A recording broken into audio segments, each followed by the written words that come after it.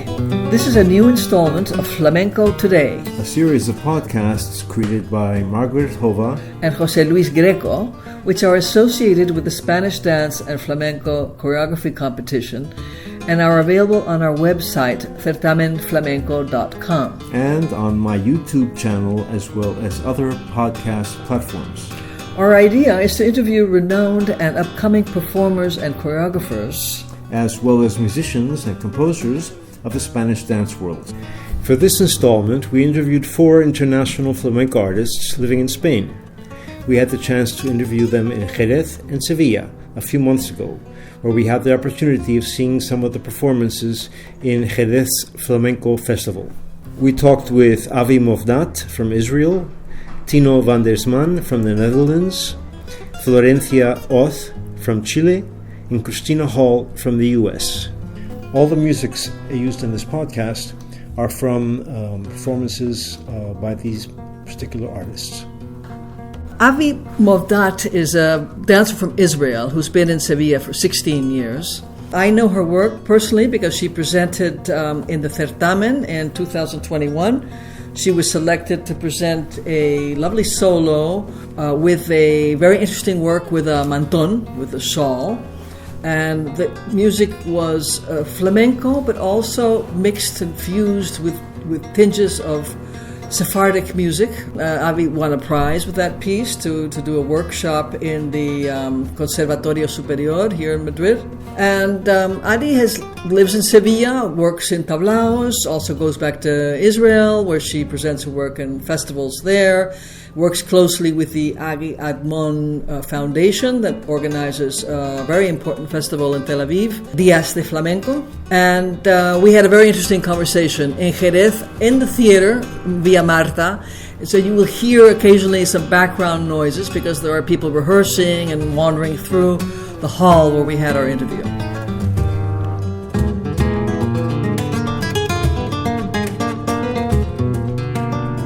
So I met flamenco when I was 10 years old, and one of the Independence Day in my hometown. There was small stages all around the city, and all of a sudden I saw this stage with 5 or 6 dancers on it, burned with flame, with passion, and they were little. But I saw them with the dresses and these faces, and I remember I just looked at it and I turned to my mom and I told her, I want to be a flamenco dancer.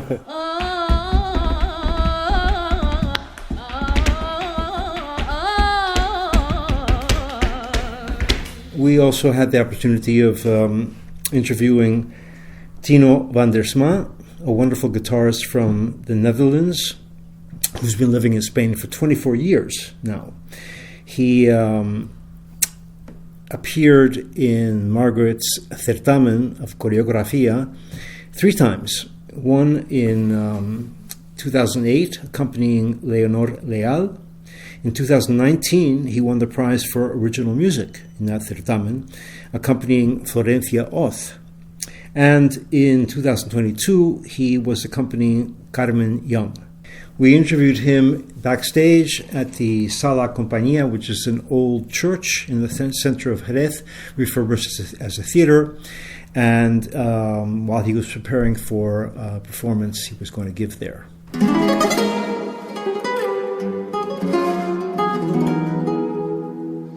I found flamenco, it was a coincidence. I had a girlfriend at school. She was 11 years old, and I think she played El Vito. Dum, dum, dum, dum, dum, dum, dum, dum, dum. Yeah. And I found that melody nice or whatever, and there was a guitar on the wall hanging on it. It was my father's. He never played on it. It was just decoration. So we started to look for someone that could play flamenco. We didn't know what it was. I didn't have a clue.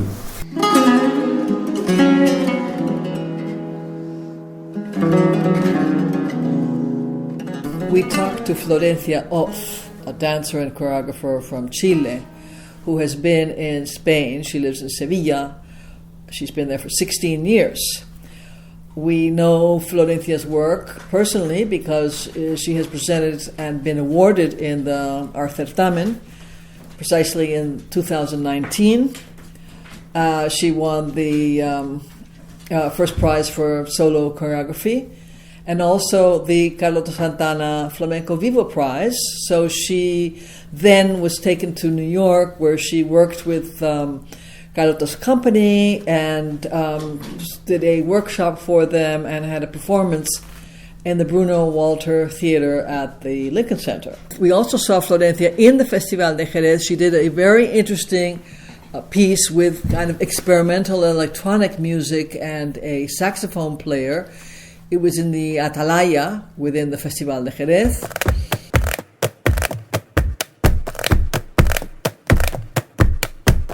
Entonces yo cogía mi autobús y en 10 I would take the bus, and in 10 minutes I was at the dance school. And I liked it very, very much from the first moment. The power it has, the rhythm. I thought, what is this? Digo, ¿qué es esto?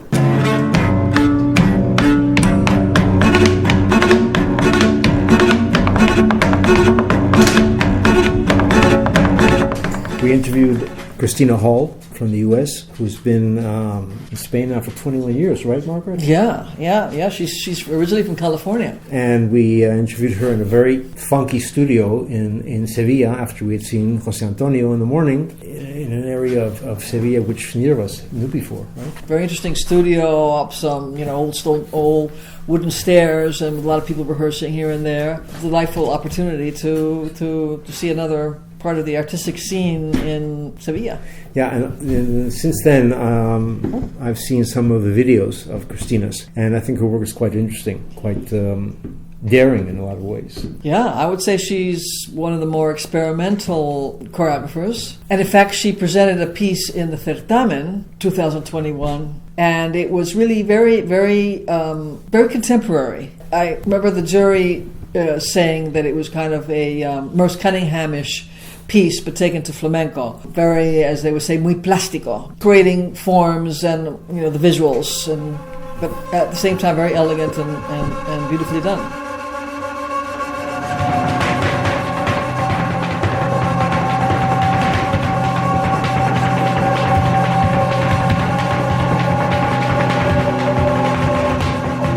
So my first encounter with flamenco, I saw it for the first time when I was like 5 years old in the Mission area of San Francisco. My parents took me to some Spanish restaurant, and I remember seeing 3 flamenco dancers, and I was like, wow, what is this? Yeah, I fell in love with it.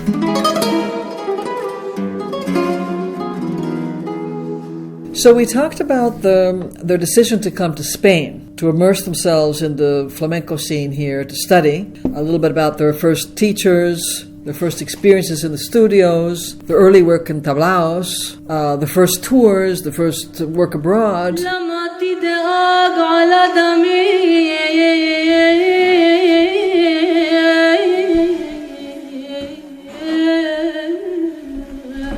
remember I called my mom and I told her, I have to tell you something. Hey mama, bueno, ¿qué? What do you want? I'm going to stay a little while. I'm going to stay here just a little bit. I have to study. And this was before I even understood that I have to get to the studio, like this amount of hours to close the gap, this immense gap between Adi, the Israeli psychology first year student, and the dancer I wanted to be. And it was really frustrating in the beginning to start with Gerardo Núñez. He said, well, you could also do it another way. And he never cleared up which way to play or what to do. Or he just left it in the open. It took me a long time to realize that actually it gave me a lot of freedom, and to decide for myself and to analyze myself. That's maybe the dark side of professional education. A lot of teachers lack of teaching to analyze yourself, to be aware of how you play and what you can do to improve yourself not only listening to what they say, but to really analyze yourself. The foundation offered me to accompany the dance classes, and so I was paid, so I could stay for another year, and I stayed for another year, and I stayed for another year, and suddenly I couldn't go back. Y dice, bueno, me voy a Sevilla. Lo típico, voy un año. So I said, I'm going to Sevilla. The typical idea. I go for a year and then come back. But now 16 years have gone by and I'm still here. So it was a bit like that. It's not that I saw anyone in particular dance and thought, wow, how great. I started thanks to something very fortuitous that a girlfriend had recommended. And she was right. And so when you arrive in Spain and you're faced with a reality, which is not the same as that of the countries we come from, which is that you start as a child, whether or not you're gypsy, etc., you get that first shock. How can this be? I found this that fit me like a glove, has so much to do with my character. Hard to believe, but I recognize this. I know it's for me. So the first encounter, it doesn't seem to happen so much anymore, was like, you're not from here. Well, that was somewhat difficult. And I thought, how can they take this away from me? Something I feel is so real for me. I thought, but when I arrived here in Spain, I realized the truth. Everything, how learning this meant, learning that life went with it, living it. La vida que era aprender esto, vivir en esto, ¿no? I got to Sevilla. I didn't speak any Spanish. I'm 18 years old. I'm like, okay, now what? So I was with a friend who knew Juan Polvillo, and we started taking classes with him, and then through him, like, found other teachers, and just gradually, like, asking around, started taking classes here and there, and, you know, with the peseta, it was still the peseta back then, so I could live like a whole year off my savings with no problem. And after 5 months, I was speaking Spanish.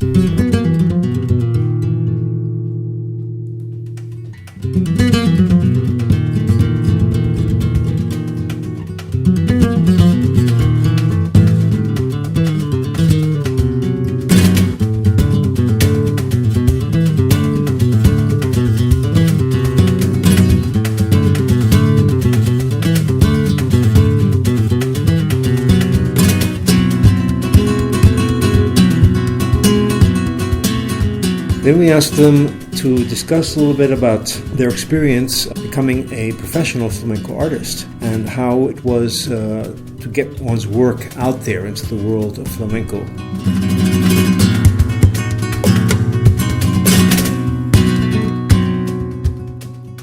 We have to create a place where you can translate your study, where you can be a flamenco dancer and experience tablao, because it was very tablaos for beginners, non-Spanish, it's difficult, no? So Gabi and Fiti, Florenza and I, we created this special place in a cafe called Té de Triana in Calle Betis de Sevilla.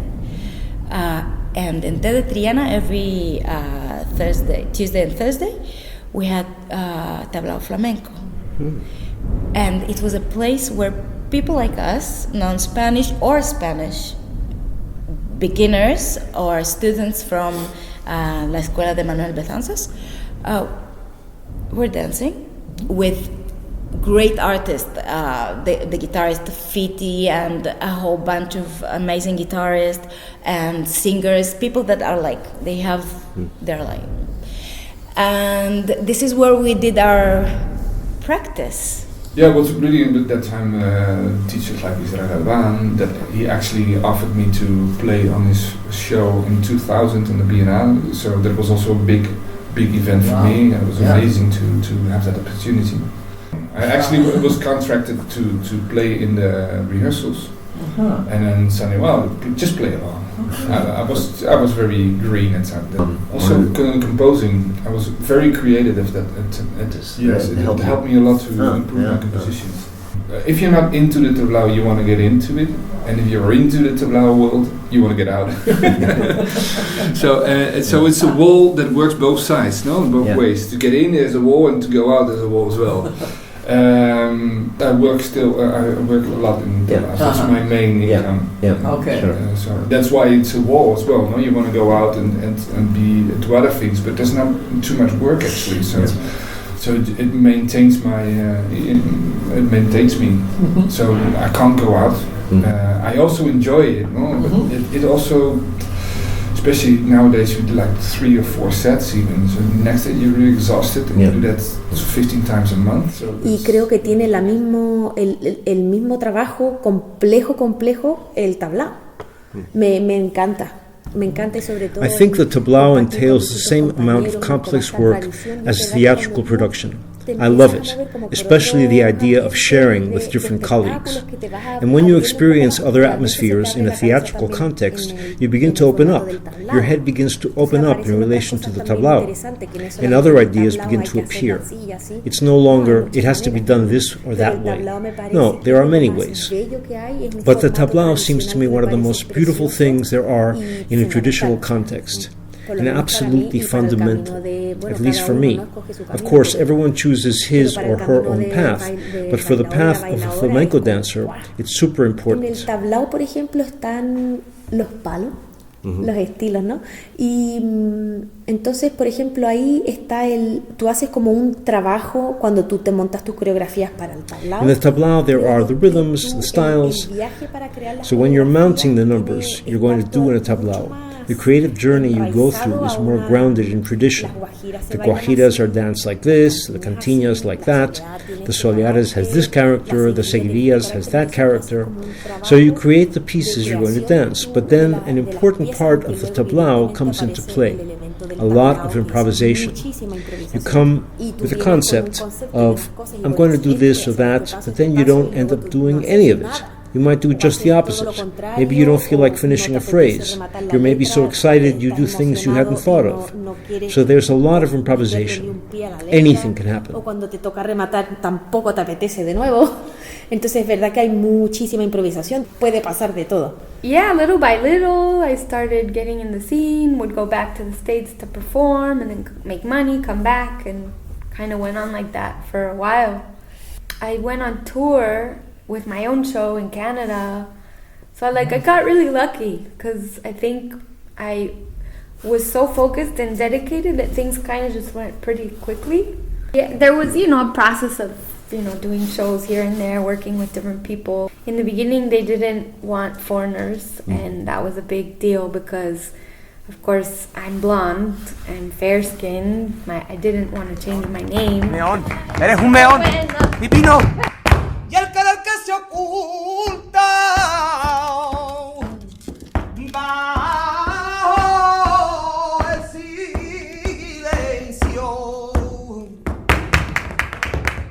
We had a very interesting conversation about the art form, about the act of creation. Each of the artists reflected on the process, what it takes really to create. We also talked about their choices of music, their route towards innovation or tradition, and generally it was more of a conceptual kind of conversation. Other music, your own culture, you get to develop yourself from the inside out, both as an Israeli or as a foreigner living in Sevilla, por y para el flamenco for so many years. So I'm trying right now to develop my own project, which will contain Sephardic music, and always with contact with flamenco. I feel it's my language. It's and to see where it takes me. But once you've got that language, people tend to stop learning because that's really necessary, And there's a lot of valuation about to be able to improvise, which is very interesting and very important. But if you do not develop, your improvisation doesn't develop either. So and that's, for example, accompanying classes. It really made me create new music, learn you have the time to learn difficult rhythms, and if you compose or make a choreography, it obliges you to think and to develop. It makes composition in flamenco very difficult, because if you make 5 minutes, which is actually my criticism on nowadays flamenco, it's like YouTube standards. So we tend to put all our information in 30 seconds, and then we have another faceta which is all information, and so on. But some guitars are really capable of developing an idea and continue that idea, and leave the idea of the 30 seconds faceta, which would be a very important step in flamenco. We shouldn't forget the faceta, but if we want to create and be a composer, we have to be able to create longer melodies and develop melodies. And that's really difficult for me. Very difficult. My next project is will be called It's Not a Bird, composing atonal flamenco right now. And, well, that's I've got some pieces already. So that's for in 2 years. I want to finish that. Right. Y en un trabajo de espectáculo, creo que una gran diferencia puede ser que hay un trabajo de búsquedas de concepto más amplia, más libre. When creating a theatrical piece, a big difference is that there's a searching for concepts that are more open and free. The costumes, the story you want to tell. I think the preparation is as demanding as that for the tablao, but the range of your imagination changes. I think one is freer. I think my artistic voice and how it affects the world of flamenco, I think that's a very big idea which I don't really feel represents me. What is true is that if one is a foreigner, not brought up here, we fall in love with this discipline, this art form, and we're always focused on the way things are done here. And we forget a bit about our own childhoods, our ways, the music we listen to, the right and the permission to be yourself. De repente nos olvidamos de nuestra infancia, nuestras maneras, nuestras músicas que escuchábamos, sentirte con el derecho, como con el permiso incluso de ser tú, ¿no? Porque es como... Entonces de repente como que con la madurez o con el tiempo aparece a uno, ¿no? Aparece uno. And then suddenly, as you mature and with time, you reappear. And then no longer feeling you have to apologize or ask permission to exist, to feel, to create. So I think being a foreigner, I don't know if it's exactly a contribution, but when one is true to oneself and you feel you have the right to create with the background you have, it's like you're a drop of water in the sea. Maybe tranquil, maybe churning, but something happens. If that has a great or small importance, I can't say. But I do think something happens when one is true to oneself. I think we contribute something different. We were brought up with other languages, etc., and we've been enriched by our lives here. And then when you remember the things you were brought up with, I imagine something happens. Cuando uno como que se deja aparecer. Pero creo que se aporta algo diferente, ¿no? Quiero decir, no nos hemos criado con otros idiomas, otros modismos, como nosotros nos hemos enriquecido muchísimo. I like the idea of the artesanal, to use the voice as an instrument. It's an element I hope we can keep and develop. Esa artesanía, a mí me gusta, es un elemento que me parece, por lo menos para mi propuesta, ojalá que se pudiera mantener y ojalá evolucionar más. Now I'm preparing my new show called Himnos a la Noche. It's with a cellist and an actress who also sings and dances. She's multi-talented. And it's pretty much about, because I suffered from insomnia for a while. I still have problems, but it's also like about what happens during the night, no? And how sometimes I go into these states where I feel like I'm awake, but I'm not necessarily awake, and these parallel realities that happen, and states of consciousness within the mind, and things like that. Actually, yes, in La Fábrica de Artillería, and it was interesting because I got to use the whole space and everything that was in the space, and it was an improvisation. And so there was like these metal things, metal planks and mirrors and just things that were there in the space that it was really, really interesting. It was like dancing on top of this weird table thing and it was just me, you know? Yeah. So it was 30 minutes of improvisation. It was like going into a trance. So I grabbed rocks and made a circle with the rocks. So I knew I would do something on top of the rocks. I knew that there was a mirror over there.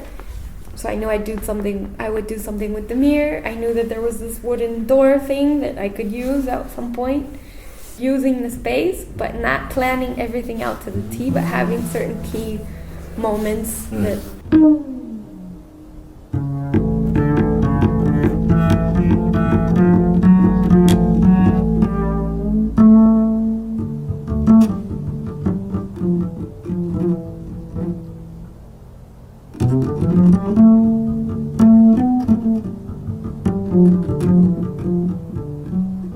We asked them about their sense of identity as non-Spaniards working in the flamenco art form, and how this has contributed to their voices as flamenco artists, what baggage they have brought with them from their countries of origin, in what way their personal point of view as flamenco artists is contributing to the art form.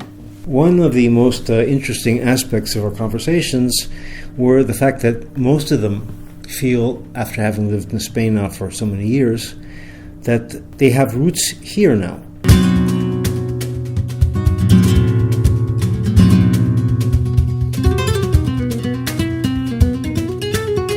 First, because you train yourself so many years for a specific thing.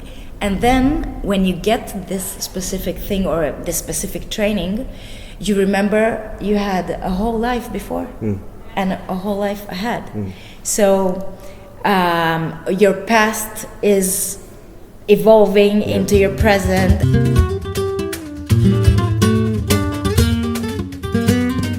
I'm from Israel and I bring my baggage. So this passion that I have for flamenco, my character, el paisaje de mi niñez. Exactly. The voices, the everything is in there, and as there's a lot of people, dancers, foreigners, Spanish, and it's exciting. It's exciting because wow. It's important for flamenco to maintain and grow as an art form. Completely. And actually, I'm feeling and I'm developing my giddy part.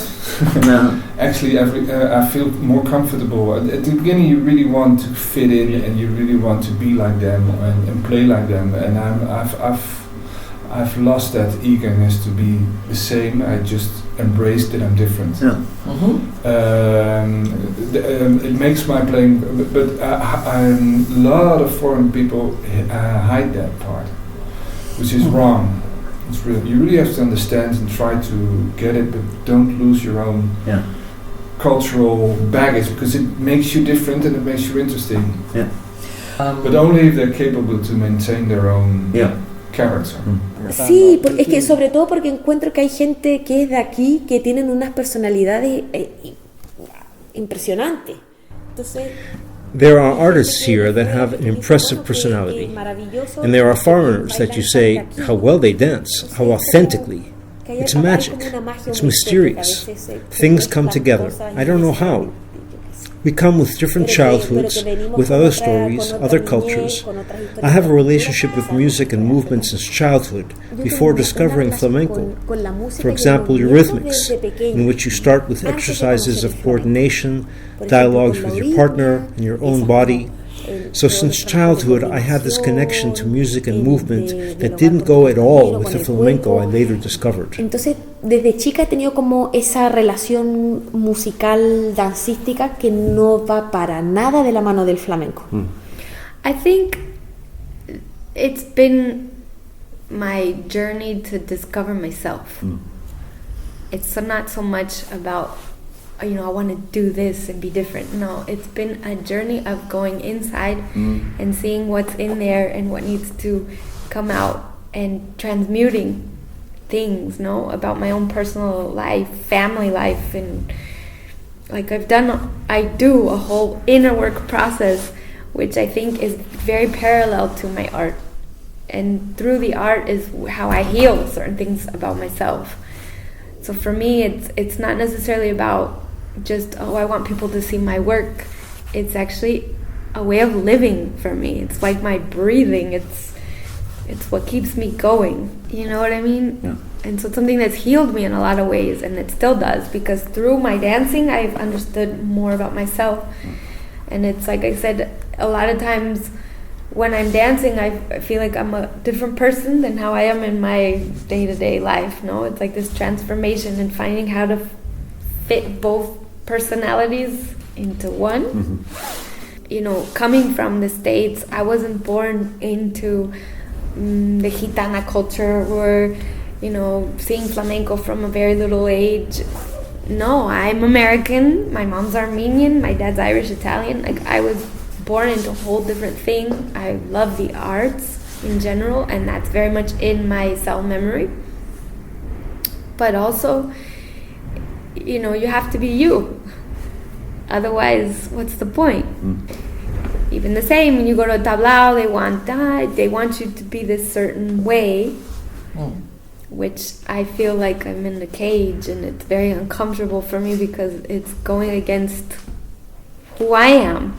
You know, they sell the tablaos here as if the audience was stupid and wants to see these cliche version of a flamenco dancer, which with the costumes and the flower here, and which is great, don't get me wrong, if that's what your personality is, but it's not mine. You know, I don't want to be the postcard dancer. And so this for me is very frustrating, because I think that's what limits flamenco, and also gives a very bad image of the art, where it's stuck in another era that's not today.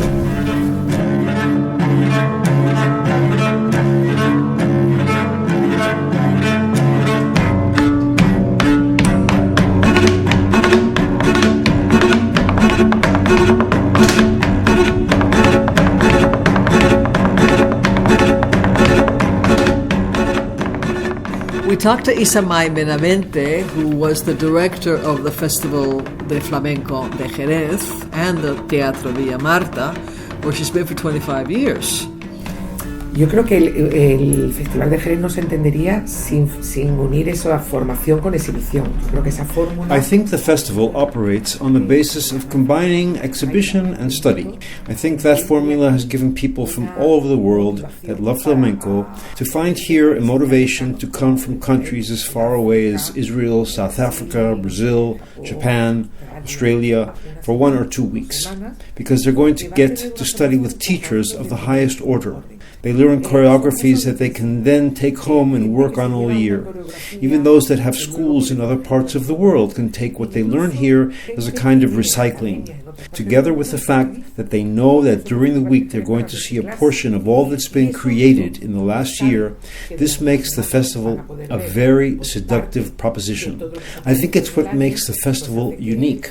In fact, one of the most surprising facts we've discovered is that almost 65% of the festival attendees repeat year after year. It's not a naive public. It knows what it's seeing, the demanding it is, the difficulties involved. It's a very appreciative audience that comes to participate. La gente viene a participar.